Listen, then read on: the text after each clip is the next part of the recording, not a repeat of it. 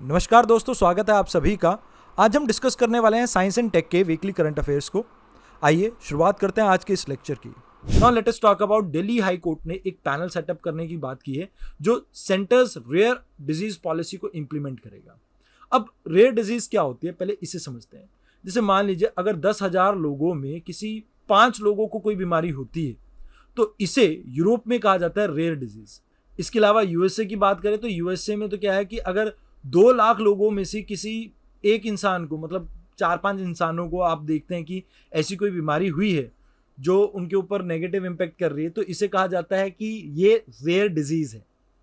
अलग अलग कंट्रीज में अलग अलग मानक है। अगर हम बात करें अभी की, तो यहाँ पर आपको देखने को मिलता है कि ऑलमोस्ट 7,000 ऐसी रेयर डिजीज हमें पता है। इसके अलावा अगर बात की जाए इस बीमारी की, तो जनरली ये इम्पैक्ट करता है छोटे बच्चों को यानी इन्फेंट को, और उसके अलावा जो यंगर जनरेशन है उनको। इसके कारण इनमें लंबे समय तक क्रॉनिक डिजीज देखने को मिल सकती है। मतलब लंबे समय तक जो डिजीज देखने को मिलती है उसे क्रॉनिक कहा जाता है, तो क्रॉनिक डिजीज देखने को मिल सकती है। और ज़्यादातर ये 80% बीमारियां आपकी जेनेटिकली प्रोड्यूस होती हैं, मतलब एक पेरेंट से बच्चों के अंदर ट्रांसफर होती है। अब यहाँ पर भारत में हमने क्या किया है कि भाई हाईकोर्ट कहता है कि भाई हम एक 5 मेंबर का पैनल बना रहे हैं। ये जिस तरह का सेंटर ने अभी पॉलिसी फॉर्म की है, इसको इफेक्टिवली और कैसे पेशेंट्स के लिए बेनिफिशियल के लिए या पेशेंट के बेनिफिट के लिए हम इसे इंप्लीमेंट कर सकते हैं, इसके ऊपर फोकस करेगा। इसके अलावा नेशनल रेयर डिजीज कमेटी जो है वो भी इस मामले की संज्ञान लेती रहेगी। साथ के साथ यहाँ पर अभी हमारे लिए प्रॉब्लम ये है कि जो ये बीमारियां हैं जनरली क्राउड फंडिंग के थ्रू हम इनको इलाज करना चाहते हैं। अब ऐसी क्या मजबूरी है कि हम क्राउड फंडिंग की तरफ जा रहे हैं? तो पहली चीज़, इन बीमारियों की जो ठीक करने का उपचार की कॉस्ट है वो बहुत ज़्यादा रहती है, क्योंकि कोई भी बड़ी कंपनी इनके लिए दवाइयाँ बनाने को तैयार नहीं होती, क्योंकि इनका जो प्रेवलेंस है वो पहले की मतलब आम जनता में कम है, तो उनको उसमें मुनाफा नहीं दिखता है। दूसरी चीज़, यहाँ पर जो रिसोर्सेज है भारत के पास, क्योंकि इतनी बड़ी पॉपुलेशन है, वो बहुत छोटे हैं, कम है, तो इस वजह से भी हमारे लिए एक दिक्कत का सबब है। तो हम अपने रिसोर्सेज को इफेक्टिवली यूटिलाइज करना चाहते हैं। साथ के साथ हमारे पास एक प्रॉब्लम ये है कि मान लीजिए एक पर्सन है जिसको कोई रेयर डिजीज हुई है। अब इसके उपचार के लिए 10 लाख रुपए लगने हैं। अब इस 10 लाख रुपए में मान लीजिए आप 1,000 बच्चों को वैक्सीन लगा सकते हैं, तो हमारे सामने कॉम्पिटिटिंग हेल्थ प्रायोरिटी बहुत ज़्यादा है कि भाई एक काम करने में इतना पैसा लग रहा है, सेम चीज़ में हम बहुत से लोगों को बेनिफिट दे सकते हैं। तो हम कोशिश करते हैं कि जहां पर मासेस को बेनिफिट मिल सके, हम उस चीज़ को यहां पर यूटिलाइज करें। इस आर्टिकल में हम बात करेंगे डेंगू के बारे में। डेंगू आपकी एक ट्रॉपिकल डिजीज है जो वायरल डिजीज है, मतलब वायरस के कारण होती है, जो कि ट्रांसमिट किया जाता है एडी इजिप्टी के कारण। अब इसके लिए एक दवाई बनाने की कोशिश कर रहे हैं हम। 2019 में इसको अप्रूवल मिला है यूएस से। तो यहाँ पर डेंगी वैक्सिया इसका नाम है, या आप इसको CYD टीवी के नाम से भी जानते हैं। अब बात की जाए रीसेंट क्लाइमेट चेंज की वजह से आपका जो टेम्परेचर है वो चेंज होता जा रहा है। अब जैसे मान लीजिए पहले जहाँ पर टेम्परेट एरिया में आपको कम धूप देखने को मिलती थी, या आप ये कह सकते हैं कि मौसम थोड़ा ठंडा रहता था, तो ठंडे मौसम में मॉस्किटो आपके ब्रीड नहीं करते थे, तो वहाँ पर आपको इतने ज़्यादा डेंगू के केसेस देखने को नहीं मिलते थे। बट क्योंकि अब क्लाइमेट चेंज हो रहा है तो उन एरिया में भी गर्मी पड़ती है, और पानी जब इकट्ठा होता है तो उन एरिया में भी अब मलेरिया जैसी शिकायत देखने को या डेंगू जैसी शिकायत देखने को मिल जाती है। इसके अलावा भारत जैसे देशों में जहां पर आपको पुअर वेस्ट मैनेजमेंट देखने को मिलती है, तो इन गंद के कारण, यानी जो आपका वेस्ट पड़ा हुआ, इनके कारण भी बहुत से मच्छर फैलते हैं।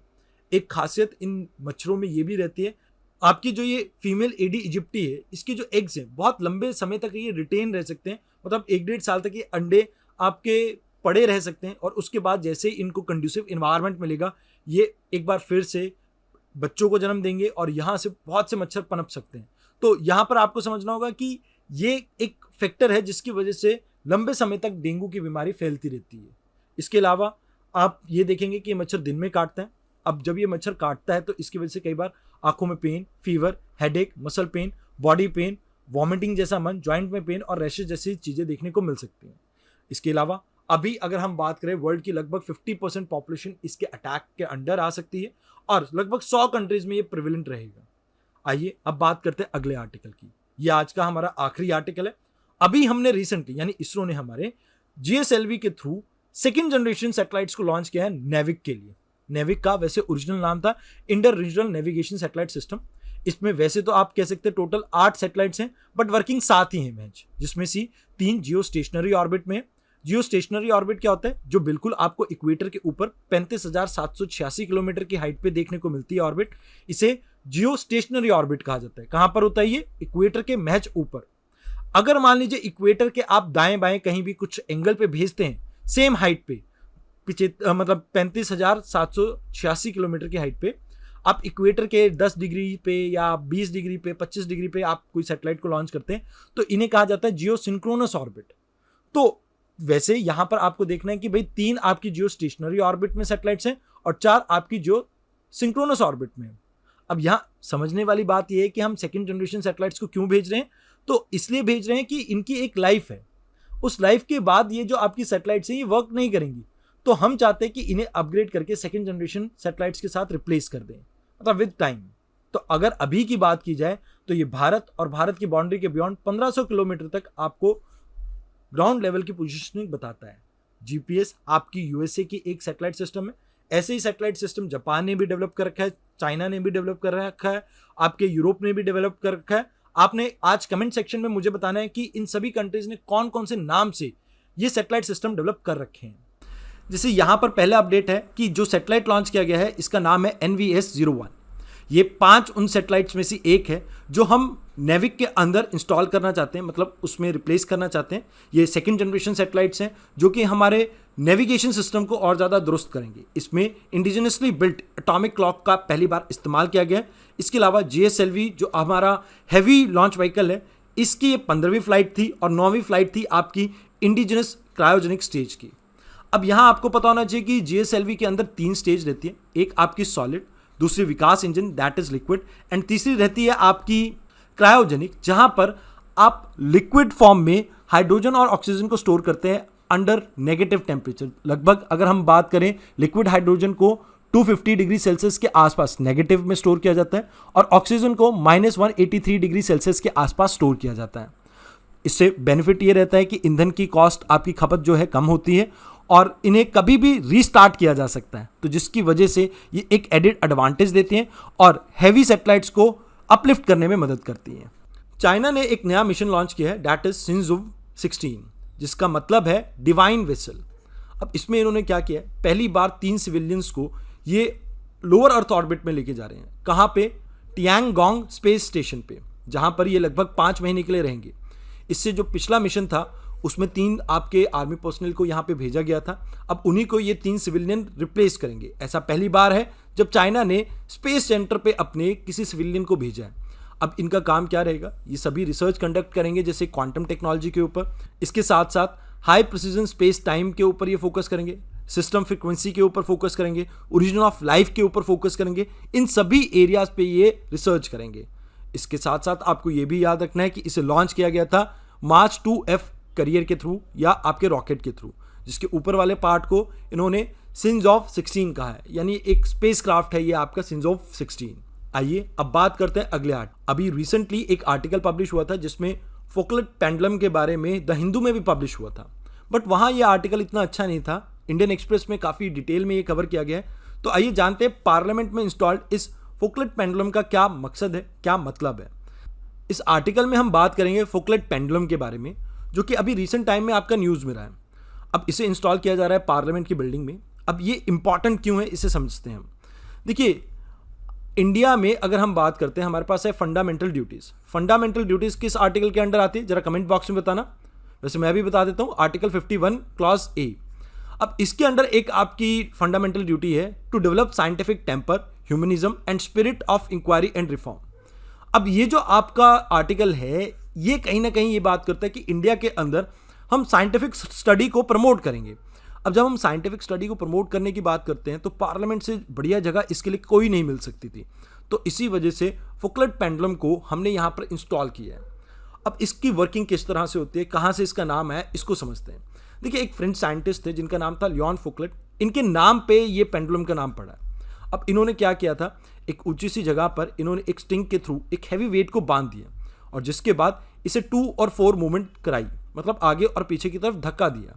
अब इसके बाद हुआ ये कि जिस तरह से धरती रोटेट करती रही उस हिसाब से इसकी डायरेक्शन भी चेंज होती रही पेंडुलम की। अब आप सोच रहे होंगे कि इसमें क्या बड़ी बात है। देखिए 1851 से पहले ऑल्दो ये पता लग गया था कि धरती घूमती है, रोटेट करती है, बट इसके लिए कोई साइंटिफिक प्रूफ नहीं था।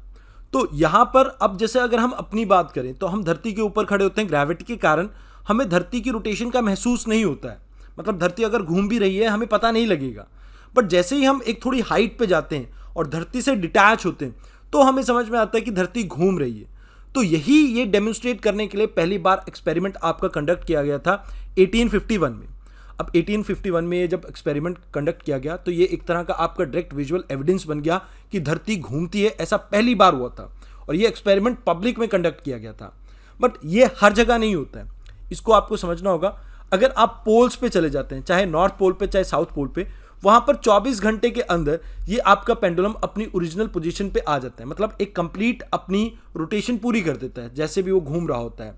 इसमें जो आपका पेंडुलम है वो अलाइंड होता है एक्सिस से, जो कि आपकी अर्थ की रोटेशन की एक्सिस होती है उससे। अब जब अलग अलग लैटिट्यूड पे जाते हैं तो वहां पर देखते हैं कि ये टाइम जो है आपका इंक्रीज भी हो जाता है। जैसे भारत के केस में लगभग 48 घंटे से ज़्यादा इसमें लगेंगे इस पेंडुलम को अपनी ओरिजिनल पोजीशन पे आने पे। लेकिन अगर हम इक्वेटर की बात करें तो ये फॉकलेट जो पेंडुलम है ये यहाँ पे वर्क नहीं करता है। इसके अलावा इसे डिज़ाइन किसने किया है, याद रखना, central research and training laboratory ने। इसकी फुल फॉर्म है national council for science museum, जो कि मिनिस्ट्री ऑफ कल्चर के अंडर आती है, और इसमें इसका साथ देता है डिपार्टमेंट ऑफ साइंस भी। तो इसके बारे में इतना ही जानना जरूरी था। आइए अब बात करते हैं अगले आर्टिकल। अभी कुछ भारत के साइंटिस्ट ने एक्सोप्लैनेट को ढूंढा है। अब ये एक्सोप्लैनेट क्या होता है? देखिए, अगर मान लीजिए हमारे सोलर सिस्टम के बाहर आपको कोई भी प्लैनेट देखने को मिलता है, इसे एक्सोप्लैनेट कहा जाता है। अब ये जो एक्सोप्लैनेट है इनमें एक खूबी रहती है कि ये किसी एक टाइप के नहीं होते हैं, ये अलग अलग टाइप के हो सकते हैं। जैसे अर्थ लाइक हो सकते हैं टेरेस्ट्रियल प्लैनेट जो रॉकी स्ट्रक्चर से बने हो। इसके अलावा आपको छोटे मोटे नेपट्यून टाइप के प्लैनेट भी देखने को मिल जाते हैं जिसमें बहुत ज़्यादा गैस रहती है, जिसमें हीलियम और हाइड्रोजन आपकी डोमिनेंट गैसेज रहती हैं। साथ के साथ आपको सुपर अर्थ भी देखने को मिल जाते हैं इनमें, जो अर्थ से लगभग 2 या 3 टाइम या उससे भी ज़्यादा बड़ी हों।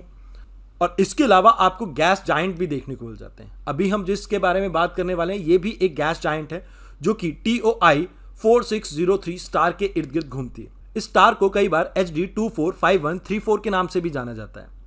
अब ये जो आपका सुपर जायंट गैस वाले प्लैनेट रहते हैं, जुपिटर के तुलना में रहते हैं या सैटर्न की तुलना में रहते हैं। अभी जो हमें देखने को मिला है ऐसा पहली बार है कि जिसका मास लगभग 13 गुना ज़्यादा है आपके जुपिटर से। इसे ऑब्जर्व किसके थ्रू किया गया? पारस के थ्रू, जिसकी फुल फॉर्म है PRL, advance radio velocity Abu sky search spectrograph. अब इसके बारे में ये याद रखना कि ये 1.2 मीटर का एक टेलीस्कोप है जो कि आपका लोकेटेड है गुर शिखर माउंट आबू में। अब देखिए, ये जो माउंट आबू है इसके ऊपर ये जो गुर शिखर पीक है आपकी, ये हाईएस्ट पीक है राजस्थान की। तो ये एक फैक्ट है जो आप याद रखना, हो सकता है यूपीएससी या किसी स्टेट सर्विसेज में आपको इसके बारे में पूछ लें। इस आर्टिकल में बात की गई है सेमीकंडक्टर्स के बारे में, और अभी गवर्नमेंट ने कहा है कि भैया अगर आप मैन्युफैक्चरिंग फर्म स्टैब्लिश करना चाहते हैं सेमीकंडक्टर्स की तो आप अपनी एप्लीकेशन को फिल कर सकते हैं। ये किस प्रोग्राम के अंडर कहा गया है? सेमीकॉन इंडिया प्रोग्राम के अंडर, जिसमें भारत ने कहा है कि हम 76,000 करोड़ इन्वेस्ट करेंगे। ये प्रोग्राम आपका स्टार्ट हुआ था 2021 में, जहां पर इंडिया के अंदर हम सेमीकंडक्टर्स की मैन्युफैक्चरिंग को इंप्रूव करना चाहते हैं। अब इसी के अंडर एक मिशन स्टार्ट किया गया, that is India semiconductor mission. अब यहाँ कहा जाता है कि हम रिस्पॉन्सिबली इंप्लीमेंट करना चाहते हैं modified form of Semicon India को, जिसमें हमारा फोकस रहेगा development of semiconductors and display. इस सभी तरह के इकोसिस्टम को यहाँ पर इंडिया के अंदर एस्टैब्लिश करना। अब यहाँ आपके मन में एक डाउट आ रहा होगा कि सेमीकंडक्टर्स होते क्या हैं। देखिए, आप सभी ने बचपन में मेटल्स के बारे में सुना होगा, आप सभी ने नॉन मेटल्स के बारे में सुना होगा। अब आप एक ऐसी चीज़ को मान लिए, एक ऐसा एलिमेंट जो इन दोनों की प्रॉपर्टी के कहीं बीच में आता हो, जिसे ना तो मेटल की तरह गुड कंडक्टर ऑफ इलेक्ट्रिसिटी हो और ना ही नॉन मेटल की तरह बैड हो, मतलब एक ऐसा जो बीच के यानी ग्रे एरिया में आता हो, तो इसी को कहा जाता है सेमीकंडक्टर। इनका इस्तेमाल बहुत ज़्यादा होता है आपके इलेक्ट्रॉनिक्स गुड्स में। जैसे एग्जांपल देता हूँ, ये जो जैसे कंप्यूटर को बनाने का चिप यूज़ कर रहे हैं तो ये भी आपकी सेमीकंडक्टर चिप होती है। जैसे कार मैन्युफैक्चरिंग की बात करें तो ऑटो इंडस्ट्री में भी इसका काफ़ी इस्तेमाल रहता है, एरोस्पेस इंडस्ट्री में भी उतना ही इस्तेमाल रहता है, और स्पेस इंडस्ट्री में भी इसका बहुत बढ़ चढ़कर इस्तेमाल किया जाता है। तो आने वाले समय में जो भी हमारी फ्यूचर टेक्नोलॉजी है उसमें सेमीकंडक्टर्स का रोल बहुत ज़्यादा है। और अभी के समय के लिए अगर देखें तो वर्ल्ड ओवर चाइना के ऊपर डिपेंडेंसी है। हम चाहते हैं कि एक तो हम चाइना की यहाँ पर मार्केट को थोड़ा कम कर सकें, मतलब हम यहाँ पर अपनी खुद की एक मार्केट क्रिएट कर सकें। और भविष्य में हमारे दो मेजर मिशन हैं। पहला, इंडिया के डिफेंस सेक्टर को आत्मनिर्भर बनाना, और साथ ही साथ इंडिया में इलेक्ट्रॉनिक्स मार्केट को, मैन्युफैक्चरिंग सेक्टर को ग्रो करवाना। इन दोनों को अगर हमें फुलफिल करना है तो इनके लिए हमें चाहिएगी सेमीकंडक्टर की एक सप्लाई चेन, और इसको इंडिजिनस बिल्ड करने के लिए ही हमने ये प्रोग्राम स्टार्ट किया है। इंडिया ने अभी रिसेंटली ग्लोबल लेबोरेटरी नेटवर्क को ज्वाइन किया है, जो कि वैक्सीन टेस्टिंग के ऊपर फोकस कर रहा है। अब यहाँ पर इसका नाम क्या है पहले हम समझ लेते हैं। That is coalition for epidemic preparedness innovation. इसके अंदर एक नेटवर्क है, that is centralise laboratory network. हमने इसे ज्वाइन किया है अभी। यहाँ पर आपकी 13 कंट्रीज पार्टिसिपेट कर रही हैं और इसके अंदर 15 पार्टनर फैसिलिटीज़ हैं इसकी।